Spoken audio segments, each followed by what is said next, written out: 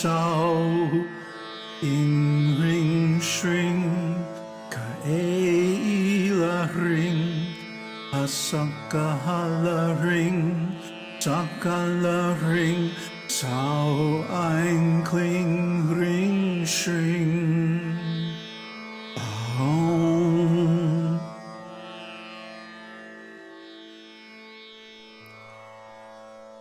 Namaste. Welcome to Śrīmad Devi Bhāgavatam. The Sanskrit verse you just heard is the Sodashi mantra. Sodashi mantra is the most powerful and beneficial Vedic prayer. It invokes the Shakti of goddess Lalita, also known as Tripura Sundari, Mahamaya, Durga, and many other names. Who is goddess Lalita? This Śrīmad Devi Bhāgavatam is her story. Listen, and you will gain immense spiritual benefit.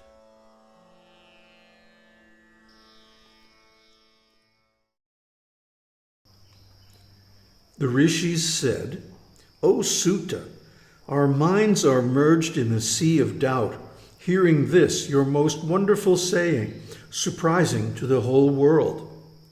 The head of Janardhan Madhava, the Lord of all, was severed from his body, and he was afterwards known as Hayagriva, the horse-faced. Oh, what more wonder can there be than this? Whom the Vedas even praise, whom all the Devas rest on, who is the cause of all causes, the Adi Deva Jagannath, Lord of the universe. Oh, how is it that his head came to be severed? O highly intelligent one, describe all this to us in detail. Namaste. The Vedas are wild. The Puranas are even wilder. But Devi Bhāgavatam has got it nailed. These are all the backstories. If you want to know how things came to be the way they are, why the universe exists, how it is created, maintained, and destroyed, what is the power behind all the forms of the different gods and so on. It's all explained here in Devi Bhāgavatam.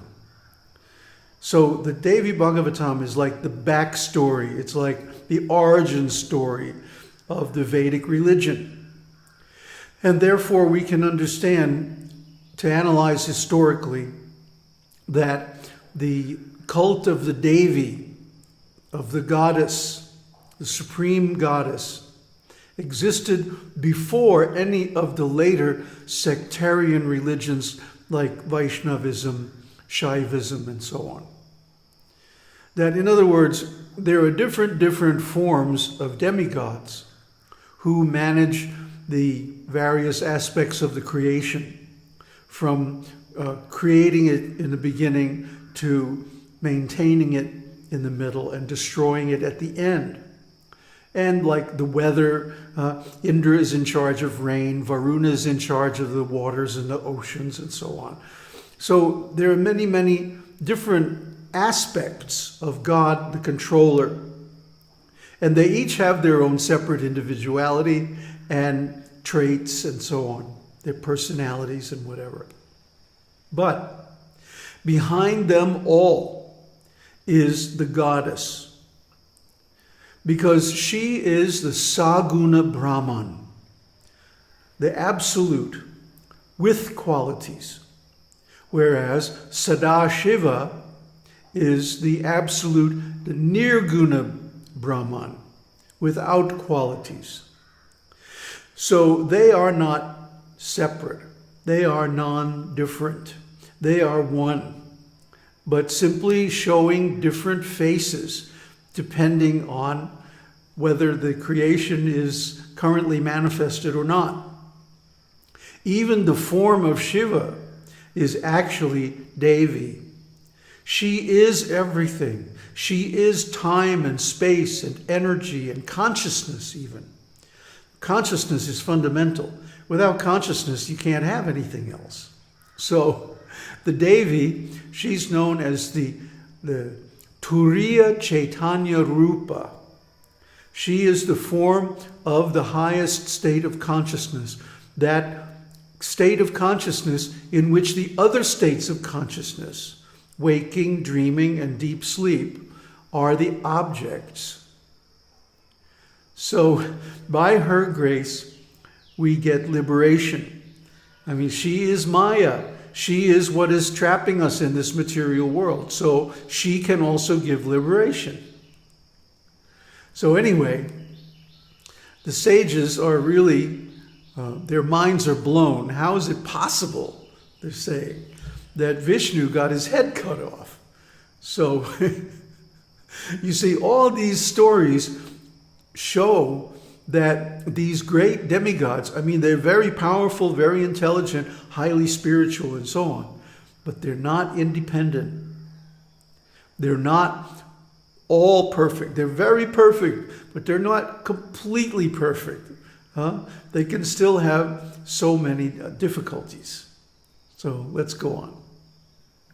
Sutta said, "O Munis, hear all attentively the glorious deeds of the supremely energetic Viṣṇu, the Deva of the Devas. Once upon a time, the eternal Deva Janardana became tired after the terrible continuous battle for 10,000 years. After this, the Lord Narayana seated himself in Padmasana in some lovely place on a level plot of ground, and placing his head on the front of his bow, with the bow strung and placed erect on the ground, fell fast asleep. Viṣṇu, the Lord of Rama, was exceedingly tired, and thus he fell soon into deep sleep. At this time, Indra and the other devas, with Brahma and Mahesh, began a sacrifice. Then they, for the sake of success, went to the region of Vaikuntha to meet with the Deva Janardana, the Lord of sacrifices. There, the devas, not finding Viṣṇu, came to know by dhyana, meditation, where Bhagavan Viṣṇu was staying, and thither they went. They saw that the Lord Viṣṇu, the Deva of the Devas, was lying unconscious, being in the arms of Yoga Nidra. Therefore they took their seats there. Seeing the Lord of the universe asleep, Brahma, Rudra, and the other devas became anxious. So the demigods aren't independent. They depend on Viṣṇu. When they want to perform a sacrifice, even Brahma and Mahesh, or Shiva, have to go to Viṣṇu to get authorization, to get his permission and his cooperation. Otherwise, the sacrifice won't be successful. So they went there and they found him in Yoga Nidra. Now, what is Yoga Nidra? Yoga Nidra is also known as Turiya, this highest state of consciousness. Externally, it looks like sleep. It looks like the body is deep asleep with no external awareness, similar to samadhi. But within, the being is aware of all the different states of consciousness. And we can also experience this turiya, and we should.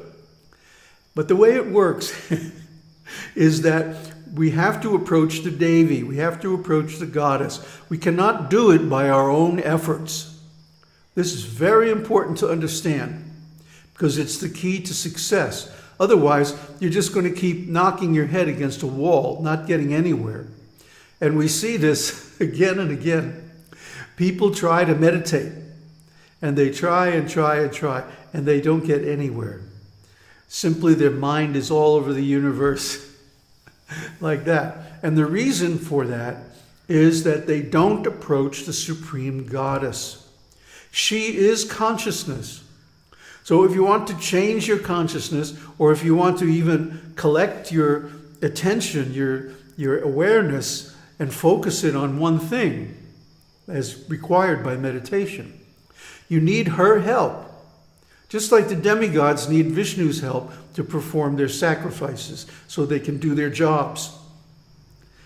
So when the demigods found Vishnu asleep, they said, oh, how are we going to complete our sacrifice so that we can create, maintain, and destroy whatever needs to be created, maintained, and destroyed in the universe?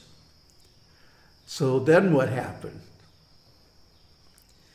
Indra then addressed the Devas. O best of the Suras, now what is to be done? How shall we rouse Bhagavan from his sleep? Now think of the means by which this can be effected. Hearing Indra's words, Shambhu said, O good Devas, now we must finish our sacrificial work. But if the sleep of Bhagavan be disturbed, he would get angry. Hearing Shankara's words, Parameshti Brahma created Vamri, insects, a sort of white ants, so that they might eat up the forepart of the bow that was lying on the ground, causing the other end to rise up and thus break his sleep. Now, here's a perfect example of misguided intelligence.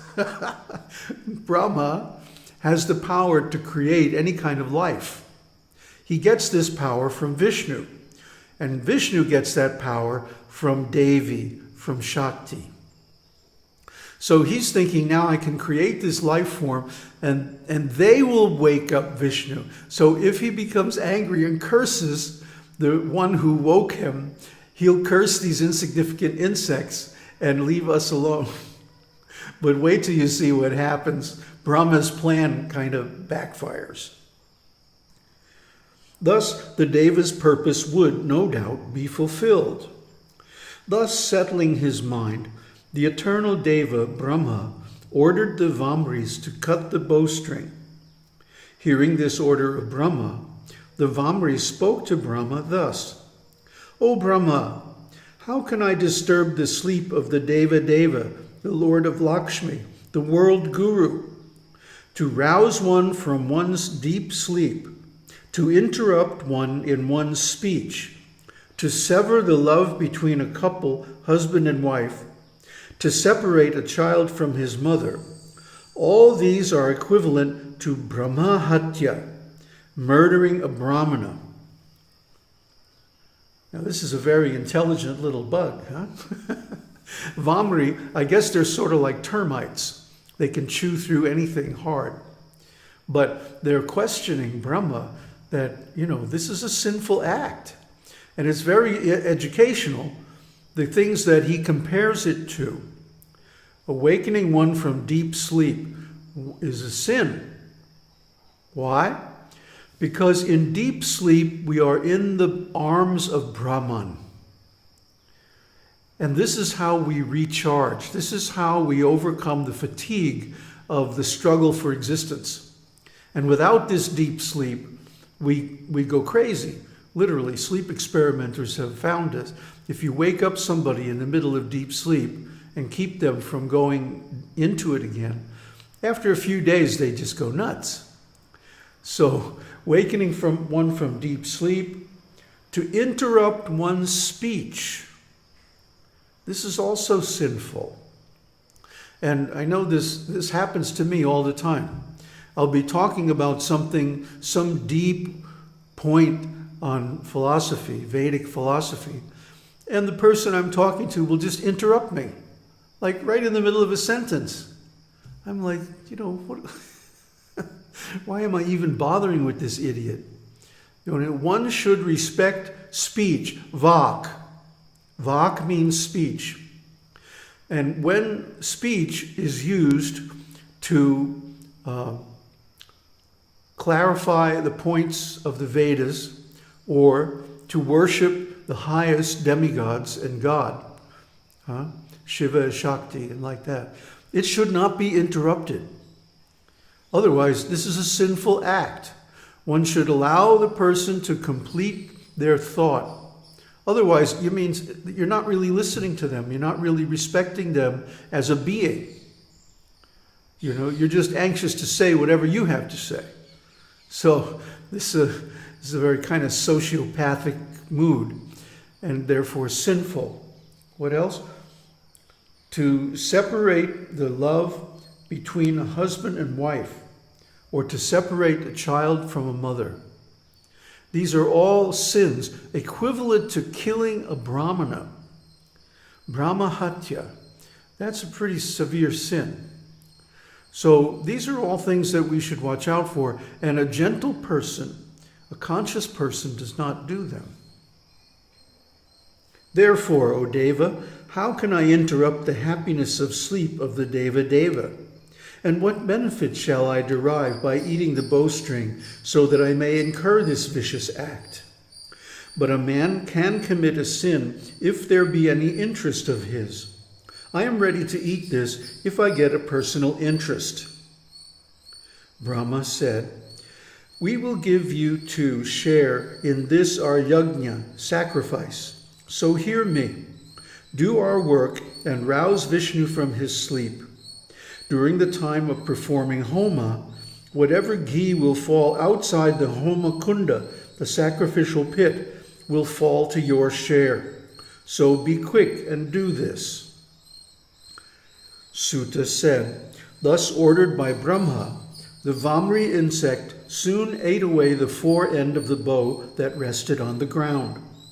Immediately the string gave way and the bow went up. The other end became free, and a terrible sound took place. The Devas became afraid. The whole universe got agitated. The earth trembled. The sea became swollen. The aquatic animals became startled. Violent wind blew. The mountains shook. Ominous meteors fell. The quarters assumed a terrific aspect. The sun went down the horizon. In that time of distress, the Devas became anxious what evil might come down. O ascetics, while the Devas were thus cogitating, the head with crown on it of the Deva Viṣṇu vanished away, and nobody knew where it fell. When the awful darkness disappeared, Brahma and Mahadeva saw the disfigured body of Viṣṇu with its head off. Seeing that headless figure of Viṣṇu, they were greatly surprised. They were drowned in the ocean of cares, and, overwhelmed with grief, began to weep aloud. O Lord, O Master, O Deva, O Eternal One, what unforeseen extraordinary mishap occurred to us today? O Deva, thou canst not be pierced nor cut asunder, nor capable of being burnt. How is it then that thy head has been taken away? Is this the Maya, magic of some Deva? O all-pervading one, the Devas cannot live when thy condition is thus. We do not know what affection thou dost have towards us. We are crying because of our selfish ends. Perhaps this, therefore, has occurred. The Daityas, Yakshas, or Rakshasas have not done this. O Lord of Lakshmi, whose fault will we ascribe this to? The Devas themselves have committed this loss to themselves? O Lord of the Devas are not independent. They are under thee. Now, where are we to go? What are we to do? There was none to save us dull, stupid Devas. So Brahma's brilliant plan didn't quite work out the way he thought. Instead, this great darkness came. And in the darkness, when the bowstring snapped, it took off Viṣṇu's head and cast it far away. So now there's like, oh no, now we've done it. So you see, this is what happens when we try to approach the Supreme by our own dull intelligence. This is exactly why we should take shelter of the Devas. You see, instead of waiting for Viṣṇu to wake up, they came up with their own solution, and now look what happened.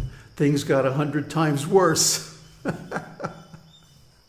And this is exactly what happens when we try to live life by our own lights. Let's face it, we're not that bright. How many times have we tried to anticipate something happening in the future and we've been wrong? Huh? Who can count the number of times? Innumerable times. So our intelligence is covered by illusion. We're in Maya, okay? The fact that we think, I am this body, I am a human being, I am a man, I'm a woman, I'm a this, I'm a that. This is all ahankara, false ego. And because of false ego, we cannot see things the way they are. Our view is always biased. It's always slanted. It's never objective. It's never pure. So our intelligence is covered by this ahankara, this false ego. And because of this, we are always wrong. Therefore, we have to take shelter of the scriptures. We have to take shelter of the Vedic authorities. Then our knowledge can be perfect. Om Tat Sat. Om Shakti Om.